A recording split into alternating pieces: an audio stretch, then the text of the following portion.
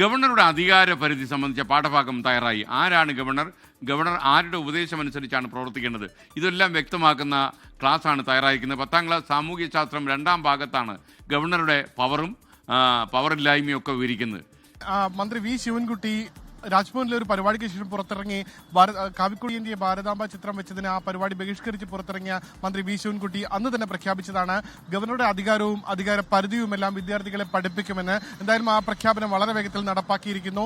ഇപ്പോൾ 10ാം ക്ലാസ്സിലെ 2ാം ഭാഗത്തിലെ പാഠഭാഗം, ആ പാഠഭാഗത്തിൽ ജനാധിപത്യം ഒരു ഇന്ത്യൻ അനുഭവം എന്ന പാഠപുസ്തകത്തിലെ ചാപ്റ്ററിലെ 4 പേജുകളിലാണ് ഗവർണറുടെ അധികാരവും അധികാര പരിധികളും വിശദീകരിക്കുന്നത്. ഗവർണർ എന്ന് പറയുന്നത് ഒരു തെരഞ്ഞെടുക്കപ്പെട്ട അധികാര കേന്ദ്രമല്ല. ഗവർണർ പ്രവർത്തിക്കേണ്ടത് മന്ത്രിസഭയുടെ ഉപദേശമനുസരിച്ചാണ്.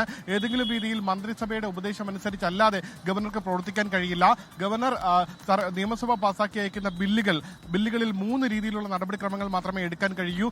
ഒന്നുകിൽ അത് ബില്ല് തിരിച്ചയക്കുകയോ അല്ലെങ്കിൽ ഒപ്പിടുകയോ വേണം. തിരിച്ചയച്ചു കഴിഞ്ഞാൽ അത് നിയമസഭ പാസാക്കി വീണ്ടും നിയമസഭ പരിഗണിച്ച് വീണ്ടും ഗവർണർക്ക് അയച്ചു കഴിഞ്ഞാൽ പിന്നീട് തിരിച്ചയക്കാനുള്ള അധികാരമില്ല. 3 അല്ലെങ്കിൽ രാഷ്ട്രപതിക്ക് അയക്കുക. നമുക്കറിയാം, സമീപകാലത്ത് ബില്ലുകൾ അനന്തമായി രാജ്ഭവനിൽ ഗവർണർ പിടിച്ചുവെക്കുന്ന ഒരു സാഹചര്യം ഉണ്ടായിരുന്നു. അതിനെതിരെ കോടതിയിൽ വരെ പോകുന്ന സാഹചര്യം ഉണ്ടായിരുന്നു. എന്തായാലും അക്കാര്യങ്ങളും ഇതിൽ വിശദീകരിക്കുന്നു. എങ്ങനെയാണ് ഗവർണർ നിയമിക്കപ്പെടേണ്ടത്? ഗവർണർ എന്ന് പറയുന്നത് സജീവ രാഷ്ട്രീയ പ്രവർത്തകനാകാൻ പാടില്ല എന്ന് 1983 ഉത്തരവിൽ പറയുന്നുണ്ട്.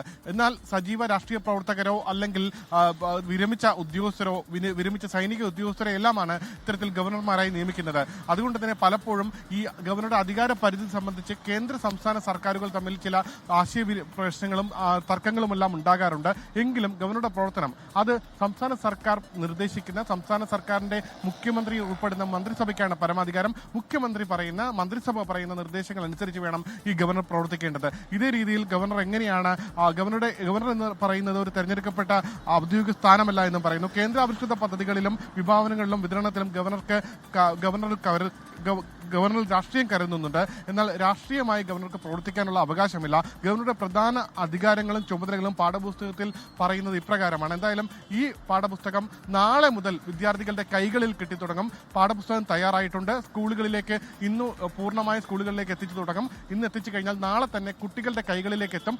വരും ദിവസങ്ങളിൽ കുട്ടികൾ ഗവർണർ എങ്ങനെയാണ് സംസ്ഥാനത്ത് പ്രവർത്തിക്കുന്നത്, അധികാര പരിധി എന്താണ്, അധികാരങ്ങൾ എന്താണ് എന്നിവ പഠിക്കുകയും ചെയ്യും.